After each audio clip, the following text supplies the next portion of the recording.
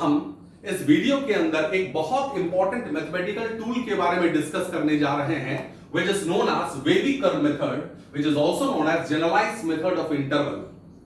सबसे पहले हम ये समझते हैं कि वेवी कर्व मेथड का यूज क्या है मैथमेटिक्स में, हम किस तरह के क्वेश्चंस को डील करने के लिए वेवी कर्व मेथड यूज करते हैं। तो पहले ये जान लें कि wavy curve method is basically used in order to solve any equations of the type x minus a1 raised to the power k1 multiplied by x minus a2 raised to the power k2 and so on till x minus am raised to the power kn divided by x minus b1 raised to the power p1 and so on multiplied till x minus bn raised to the power pn greater than 0 or less than 0 or greater than equal to 0 or less than equal to 0. In all these cases, it is assumed that all the ki's, that is k1, k2 and so on till km, they are all natural number, and also this p1, p2, p3 and so on till pn, they must also be natural number. Besides that, ये जो values है a1, a2, a3 and so on till am, also b1, b2, b3 and so on, they should all be real numbers. अब इसको कैसे use करते हैं? That seems to be very confusing. Most of the time students do come to me that they really face difficulty in solving this type of equations. So in this video I am going to present you this wavy curve method in a very simple manner. जरा ध्यान से देखेंगे, जब भी wavy curve method आप use करेंगे, what are the different steps that we follow? पहला step, write all the terms in standard form. अब जब हम ये कहते हैं कि इसको स्टैंडर्ड फॉर्म में लिखना है, इसका एक्चुअल मतलब क्या है? You have to ensure that for every term, for every factor, you have to ensure that the coefficient of x must be equal to +1. यानी इन केस अगर किसी भी फैक्टर में अगर x का कोएफिशिएंट 2 है या 3 है, तो ऐसे केसेस में सबसे पहला काम ये करेंगे, will make the coefficient of x as 1 by taking its coefficient out as common. तो सबसे पहला काम ये रहेगा, जो भी एक्सप्रेशन है उसे हम स्टैंडर्ड फॉर्म में कन्वर्ट करेंगे। स्टैंडर्ड फॉर्म में कन्वर्ट करने का मतलब ये हुआ कि हमें x का कोएफिशिएंट को 1 लेके आना है। जैसे कि हमने एक एग्जांपल जो लिया है, over here you may see that this is already in the standard form, लेकिन इन केस अगर ये स्टैंडर्ड फॉर्म में नहीं होता तो हमारा पहला टास्क ये होता कि हम इसे स्टैंडर्ड फॉर्म में कन्वर्ट करेंगे। So that is the first step that has to be followed. After that हमें क्रिटिकल पॉइंट्स निकालना है। Now the question is how to find out the critical points. In order to find out the critical points, what we have to do is put each factor equal to 0। यानी हम क्या करेंगे, हर एक factor को individually 0 से equate करेंगे, like putting x minus 1 raised to the power 2008 equal to 0.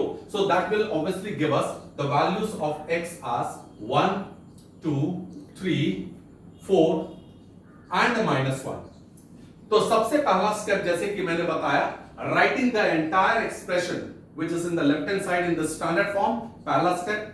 Second step, critical points निकालना है। हर एक फैक्टर को 0 से इक्वेट करके आपको x का वैल्यू निकालना है। ये जो x का वैल्यूज आ रहा है, they are said to be the critical points.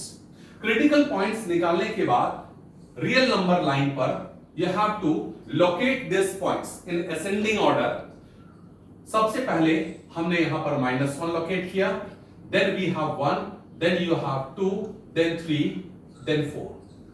This is the third step.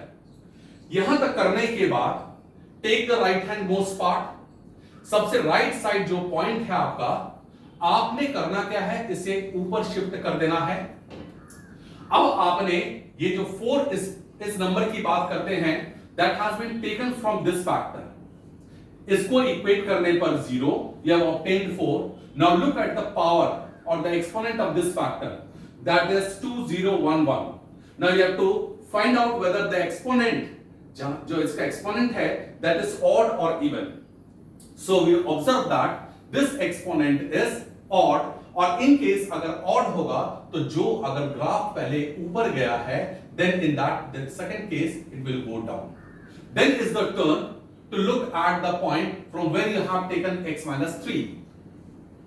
अगर इसका एक्सपोनेंट की हम बात करें, the exponent is 2010, that is even. अगर even होगा, then the same side of the line has to be maintained. इसका मतलब अगर ये नीचे था तो अभी भी ये नीचे ही रहेगा। then coming to 2, 2 यहां से लिया गया है. Now look at the exponent of this factor, that is 2009, that is obviously odd. अगर odd होगा तो ऊपर चले जाएगा. Now we come on to 1, 1 यहां से लिया गया है. Obviously इसका exponent 2008, that is even, और अगर even होगा the same side has to be maintained. Then finally -1 यहां से लिया गया है और इसका एक्सपोनेंट है 2012, that is even, so we keep the same side. What is to be done next is, जो भी पार्ट कर्व का आपका लाइन के ऊपर है, mark positive sign over here, positive, positive, positive, positive, and the part of the graph or the curve that lies below has to be marked as negative sign. अब आपका जो question था, that was to solve this or solve or find out the value of x for which the value of this entire expression is greater than or equal to 0. That means non-negative. So just after we finish off with this thing, हम start करेंगे for all x belonging to -infinity to -1, union 1 -1 to 1, then 1 to 2, and then finally 4 to infinity. ये intervals बनाने के बाद जहां पर भी -infinity या +infinity होगा, वहां पे हम हर बार ओपन इंटरवल का साइन पुट करेंगे. Now is the turn to decide आपको करना क्या है. क्योंकि यहां पर ग्रेटर देन इक्वल टू का साइन इन्वॉल्व है, so we have to include all those points जिसके लिए इस पूरी चीज का वैल्यू इक्वल टू 0. ऑब्वियसली इन सभी नंबर्स पे 1, 2 और 3, यदि x का वैल्यू 1 या 2 या 3 लिया जाए, that will make this entire expression equal to 0. But you have to take care, इस बात का ध्यान रखना है कि जो भी वैल्यूज या जो क्रिटिकल पॉइंट्स आपने डिनोमिनेटर से लिया है, those points should be excluded. So what we need to do, like -1 आपने यहां से इस फैक्टर को 0 से इक्वेट किया है, so we should not include -1. Why? Because कि यदि आप x का वैल्यू -1 लेंगे, that will make this part or the denominator equal to 0, and which in turn will make this entire expression undefined.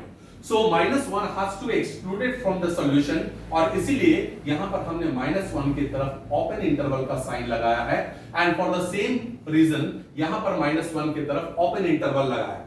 Now the question is, will 1 be included in the solution? Yes or no? Yes, it will be included. Why? Because 1 हमने कहां से लिया? इस part को 0 से equate करके लिया, and we observe that since we have got the sign of equal to, and therefore 1 will be included. Likewise यहां पर यूनियन 1 से लेकर के 2 तक. Now the question is, will 2 be included in the solution? Yes, it will be included, क्योंकि यदि x का value 2 हम पुट करते हैं, we observe that the value of this entire expression and hence this entire part becomes equal to 0, and this entire expression does not become undefined, so 2 may be included. Now we come on to the final part, that is 4 to infinity. Will 4 be included? No. Why? Because if you include 4 into the solution, then in that case this makes the denominator equal to 0, so 4 has to be excluded. So this is the final solution, and hence it's the answer. I hope this is clear to everyone. Now second thing that you need to understand, अगर इसी question को थोड़ा सा change करके ये पूछा जाए कि solve less than equal to, यहां पे इन केस अगर ग्रेटर देन इक्वल टू के बदले लेस देन इक्वल टू का साइन इन्वॉल्व होता, then we would have taken those intervals और those part of the graph और the curve for which this part lies below the line.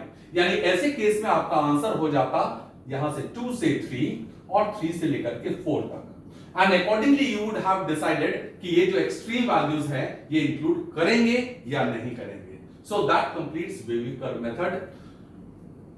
Thank you.